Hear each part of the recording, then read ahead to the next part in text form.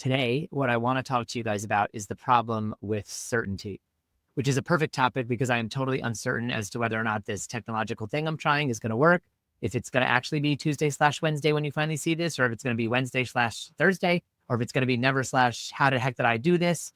But either way, the problem with certainty is myriad, actually. There are lots and lots of problems with certainty. So let's just dive right in on this beautiful Tuesday/Wednesday morning and see what we come up with. Okay, let's get to it. Certainty doesn't cause innovation. Certainty doesn't create. Certainty stops us dead in our tracks, like quicksand, and then we become intractable. We become intractable in our tracks. That's certainty. When I'm sure of something, I will stop exploring that thing. I stop investigating. I stop becoming curious because I know it. I know it for sure. I know the Democrats are better than the Republicans. I know the Republicans are better than the Democrats. I know whatever it is that I think I know, and it stops me from relating. It stops me from connecting. It stops me from exploring. It stops me dead in my tracks from being curious. That is the problem with certainty. When I'm sure of something, I no longer have any reason to ask any questions. So when I was younger, I was a born-again Christian for probably 7 years in high school and a little while after high school. And I sometimes joke now that I died again. But, this is nothing against, if you're a born-again Christian, that's fine, because I truly believe that whatever belief system empowers you is a belief system worth holding on to. But for me, the certainty that there was only one way to heaven and that there was only one way to move forward kept me from seeing all of these other ways to create heaven on earth, to live in the heavenly realm right now. And there was no reason for me to explore that, to think of that as a possibility, because I had to feel guilty, and I had to say sorry, and I had to, wait till I died to get to the heavenly realm. And I was certain that that was true. I was also certain that I needed to become straight. And the effects of that were that I alienated myself.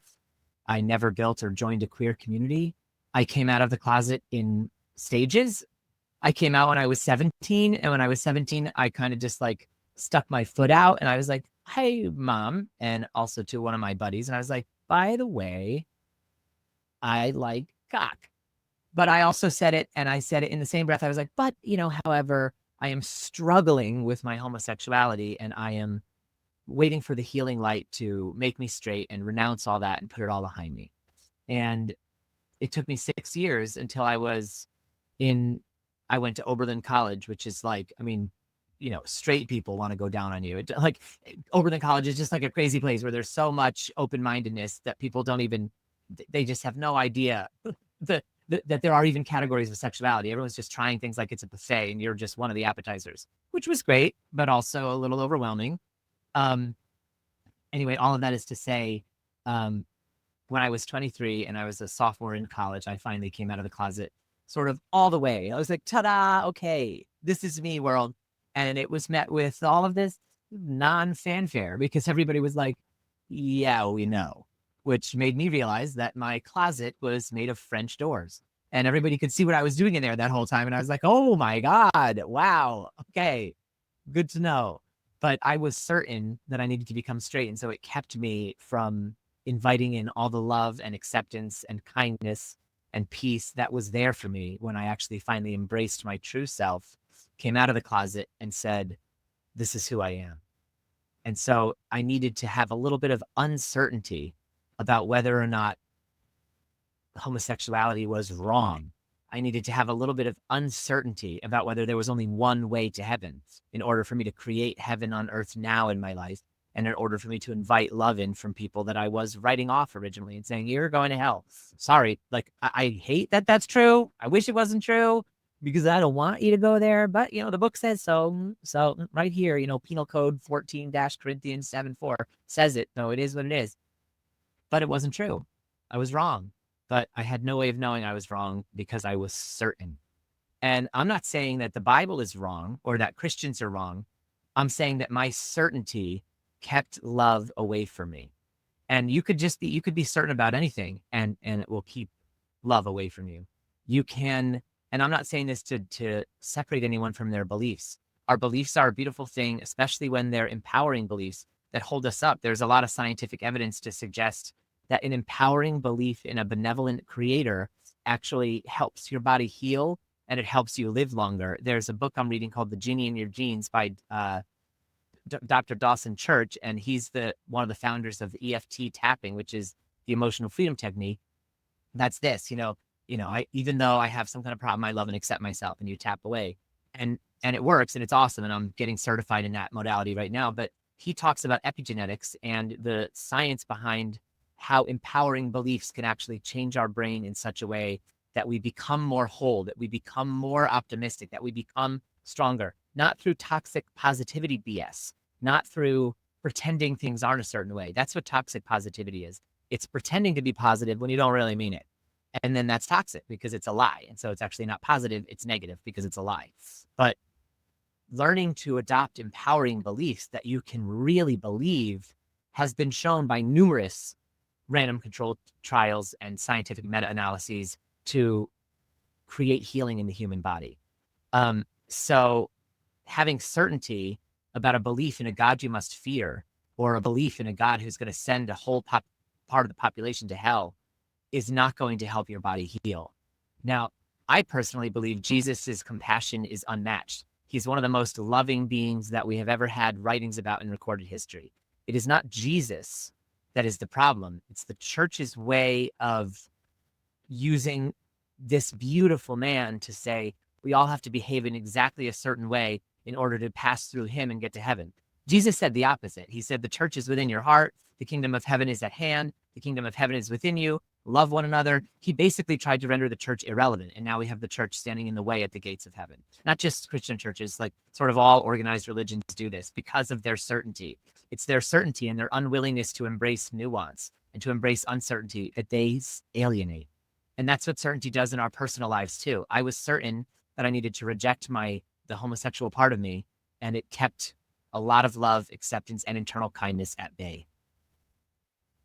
Back in our human history, we had certainty about the world being flat. We had certainty about the sun revolving around the earth. Okay, and this just in, we were wrong.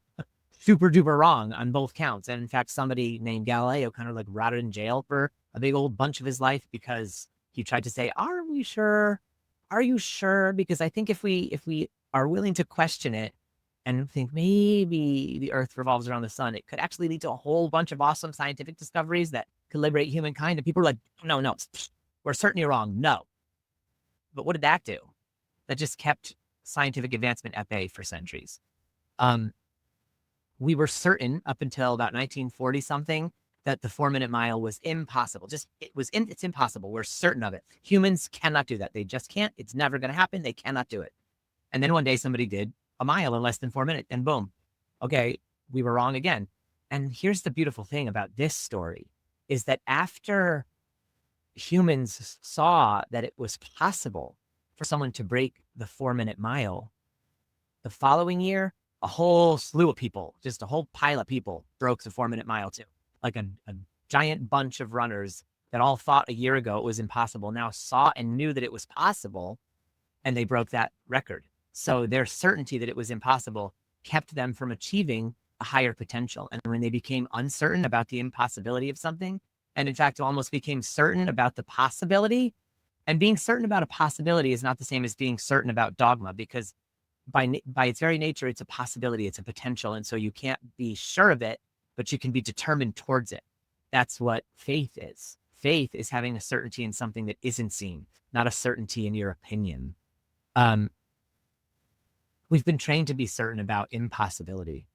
We've been trained to be certain about our opinions. We've been trained to be certain about politics, to be certain about our hopes and dreams. But what if we are wrong? What if our politics are wrong? What if our beliefs about the afterlife are simply incorrect or incomplete? What if we hope and dream for things culture taught us to want that aren't right for us? And so our hopes and dreams are even wrong. Not wrong as in bad or we're terrible for dreaming them, but wrong as in they were taught to us. They're not aligned with our true nature. The antidote to certainty, which by extension is the antidote to dogma, chaos, and all forms of impasse, is curiosity. The antidote to certainty is curiosity. I like to say, we call death certain because certainty is deadly, not because death is a certainty. Certainty is deadly. That's why death is certain. In fact, in many mystical texts, they say the opposite. The main message of the Hindu Upanishads, for example, is that death is an illusion.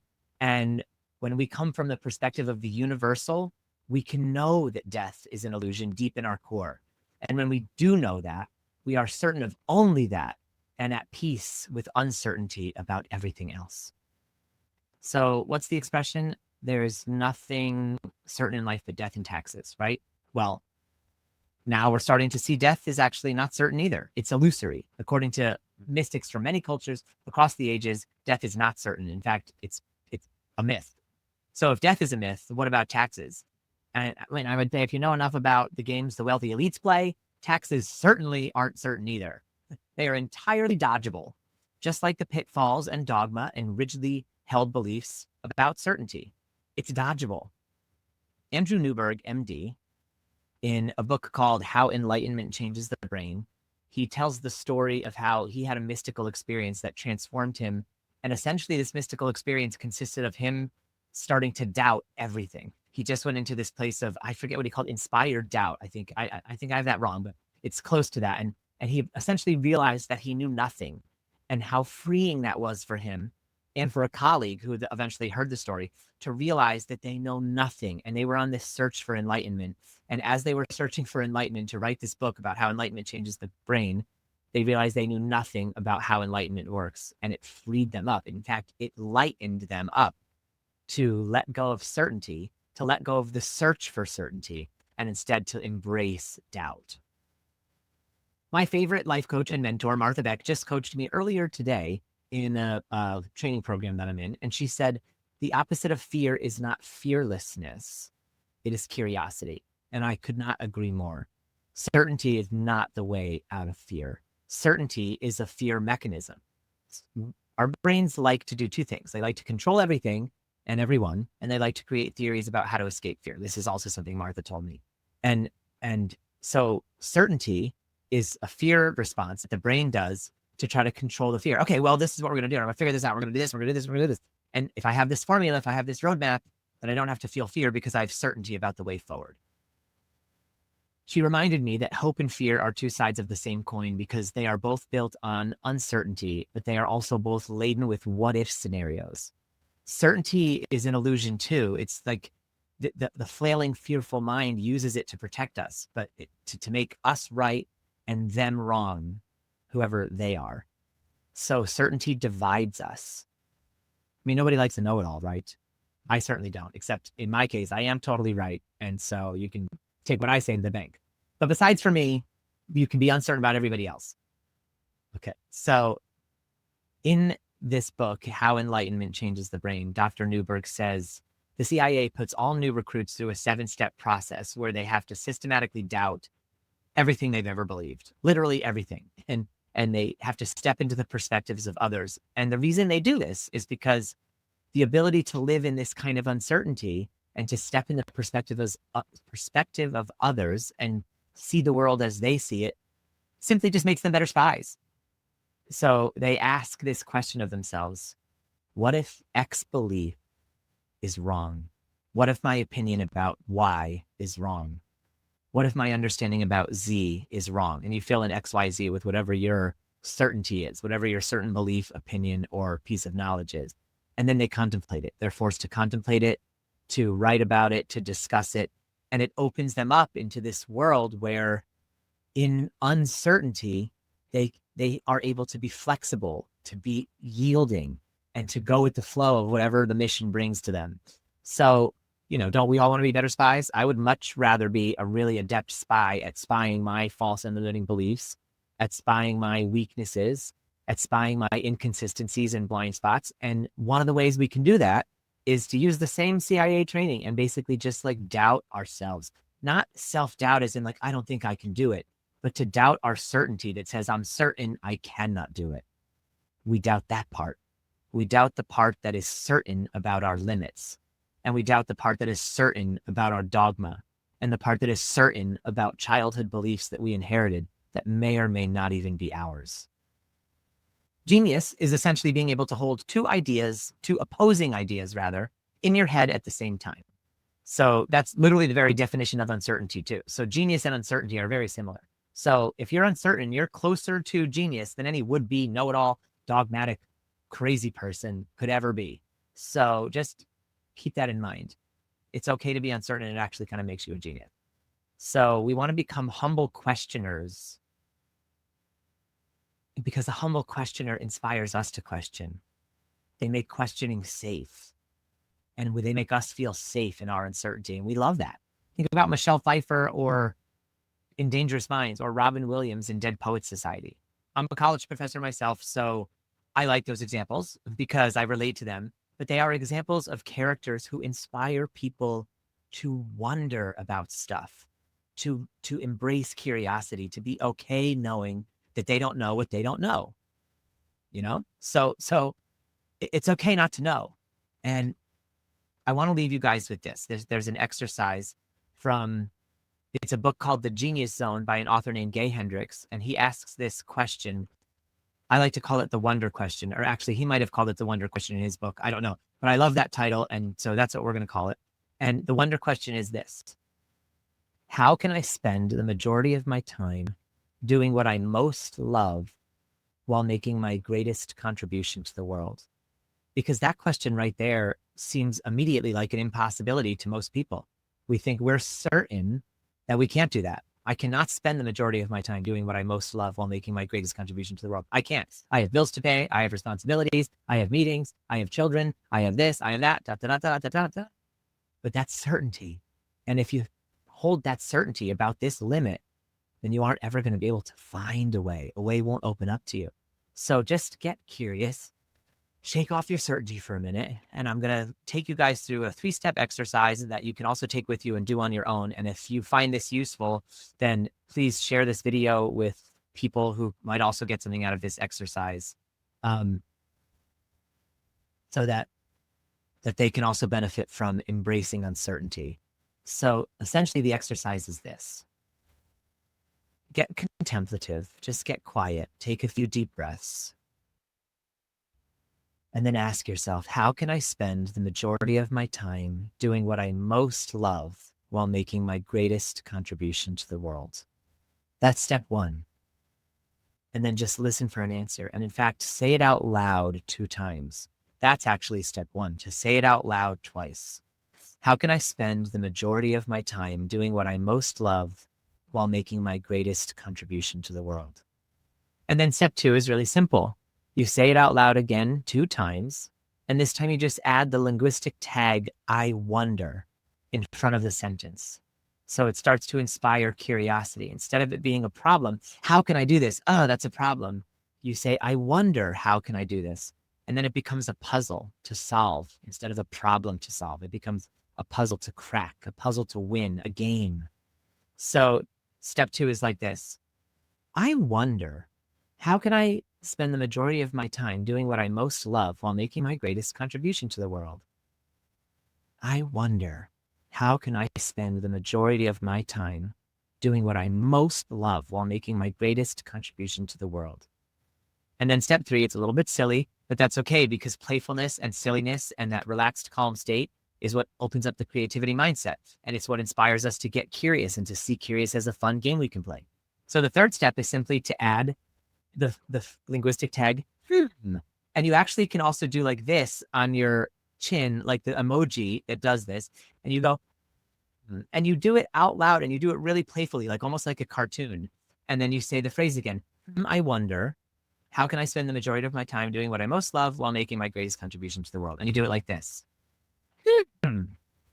I wonder, how can I spend the majority of my time doing what I most love while making my greatest contribution to the world? I wonder, how can I spend the majority of my time doing what I love while making the greatest contribution to the world? And you just sit with it that way. You sit with it in curiosity, in wonderment, and you wonder about it and you let yourself contemplate it for fun, not to be attached to the outcome, but just for fun, just to get curious.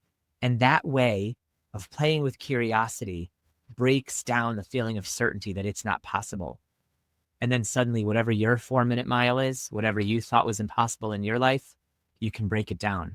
And then the people around you see you doing the impossible and they start doing the impossible in their life. And then so on, and then so on, and then so on. And then the world changes. So it is like Gandhi said, be the change you want to see in the world. And I know that sounds trite to us now because we've heard all that before, but it's true. And this is how it's true. You deeply find a way to reconfigure the certainty within you into curiosity, into uncertainty, into being a dogged detective on the chase of your wildest dreams, dreams that come from your true heart, not from culture. And then you break down those impossible walls. And as you do it, you inspire yourself to do it again. And you inspire others to do it for the first time. And then suddenly, all those things that seemed impossible seem entirely possible. And then as enough time goes by, they seem ordinary. And there are new impossible things that you can get curious about. And then you laugh through those and you play through those, and then they become possible. And then they become ordinary, and so on and so on and so on, until we're living in this extraordinarily ordinary world, this extraordinary ordinary world where all things are possible, even if they seem impossible. And all we have to do to get there is know that we don't know what we don't know, you know?